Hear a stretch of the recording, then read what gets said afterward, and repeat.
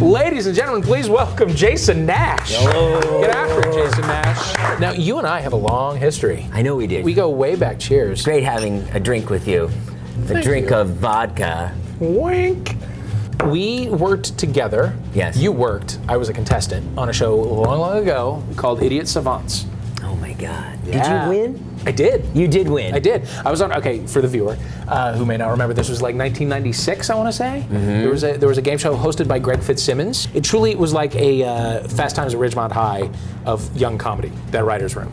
Yes, because it was really you, it was Tom was. Cohen, who's now on Cash Cab, and Emmy Laybourne, who went on to do movies, and her little brother's like all over the place now. Matt Price played the Matt brain. Price was the brain. Very funny. Greg Fitzsimmons was the host. Joel Stein was a contestant that first week. Was he really? Yes, he was. Oh my gosh. Yeah. I have to stop thinking about. I have to start thinking about things I did as actual good things.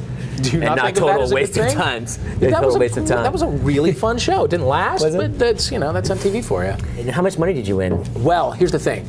I didn't win money because I don't think they gave you money. It was all prizes. Okay. And I was an entry-level ad guy at the time, or I was whatever. I was 2 years into my career, and making nothing, and having to wait tables at night so I could pay my rent. And so I couldn't pay taxes on the trips that I won. I won trips, and I had to sell them. You got nothing. But I out met of... Jason Nash. Yes. And some fine young people. We were talking earlier about UMass Amherst. I went to Holy Cross. Yes. Just a few short miles Did you away. do stand-up or improv there? No, there wasn't one. There wasn't anything to do. There was one group of 13 seniors, and they would put on a comedy show at the end of the year, and then you would choose next year's group, and it was like a secret society. And I got into that, but that was it. Like there was no. I did the worst gig of my life once in college. This girl had seen me do stand-up, and she was a local girl. She called me and asked me to do Sweet 16. She's like, will you host my Sweet 16? And I was like, okay, sure. She's like, well, look, I don't want you to do jokes. I want you to do a roast.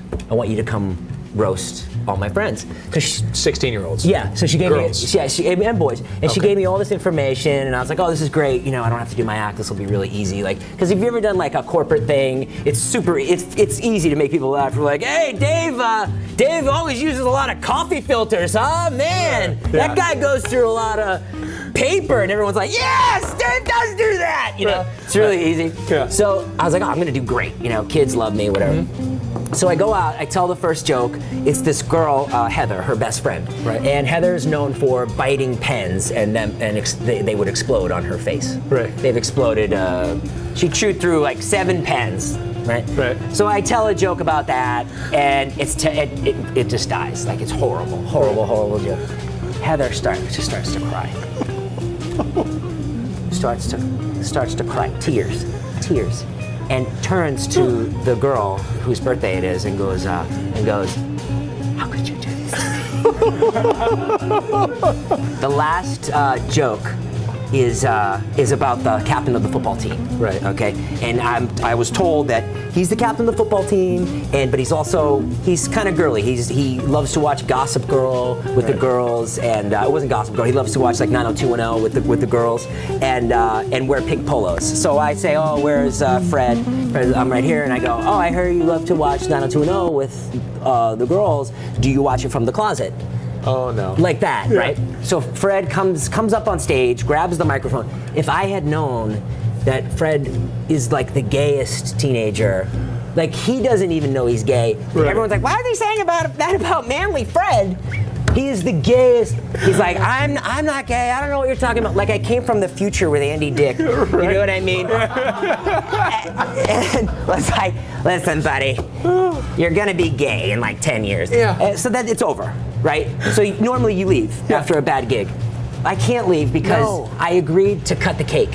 Oh. So for the $200, which I really need, right. I have to cut the cake at 11. It's like 7:30. Right. So now I have to go hang out with all these kids who hate me, and I'm like thrown back into high school, and I'm like by the dip, and these 3 like catty, awful rich girls come over, and they're like, "We think you should apologize to Heather about what you said about the pen." And then I get like all 16-year-old girl. I'm like, "I'm not apologizing. You know, this is what Stephanie has me to do. I'm a professional comedian." And then they were like, "We looked you up on IMDb. You haven't done anything." Shut up. Yeah, and I was like, "I'm very selective at what I do." And so then I just go outside. I'm just outside and I'm all alone and I'm like so defeated. And this really overweight girl comes out. Right. And I have like a lot of sympathy for overweight people. I was so fat as a child. Yeah. And I'm looking at her and I'm like, oh my God, so, like, I feel so bad for you. You know, you don't have any friends, you're out here all alone. Right. And she just turns to me and she just goes, "Don't worry, it wasn't so bad." Oh, like that. My God. And then I go, "Thank you so much for saying that. That's so nice. That made me feel so good." And then she goes, "What time are you going to cut the cake?" You mentioned Andy Dick before. Have you worked with Andy Dick? Andy just did my podcast last week. Really? Yes. He's on his way back. Good. Back up the ladder. Good. He left me a message the other day. He was like, "Doing Community today, you know. Fell a long way from where I was, trying to get back on the boob tube." So that was it. And he has some good stories and about watching Mickey Rourke have that was sex. like through your window. Guys with feelings. Guys with feelings. I talk about my feelings. It's sort of I'm sort of the aggressive guy, and then I have my friend who is sort of the nice guy, and we're sort of yin and yang. My co-host is Jeff Bumgarner, and we talk about. I usually sit there and go, "Why am I married? This is so stupid. Right? I'm wasting my time." And then he'll usually talk me down. Tell me about your show. You're doing a thing for Adam. Yes, doing a show called Jason Nash is Married. Yeah. And it's me, and I have Busy Phillips playing my wife. Right. And it's just like, it's an online series, and it's just my life as a married guy, put upon married guy, who can't get a job. Right. And is just desperately trying to, you know, make it in Hollywood. Do you have a clip? I do have a clip. Hey, let's look at a clip. You want to set it up? Yes. This next clip has me in it with Busy Phillips. Okay. Pretending that we're married. Nice. Let's watch. Oh my God, that's so good. Really? You smoked all the pot? Really? Danica's mom is dying of cancer, and you're sitting here eating a cake from Costco? Here's the thing, I'm sort of going through an emotional cancer of my own right now. I've been dealing with a lot of stuff, and we're figuring should cut me some slack. Jason Nash, ladies and gentlemen. Thank you so much. Guys with feelings. Jason Nash is married. Yeah. Much going on in 2011. Thank you. Love it.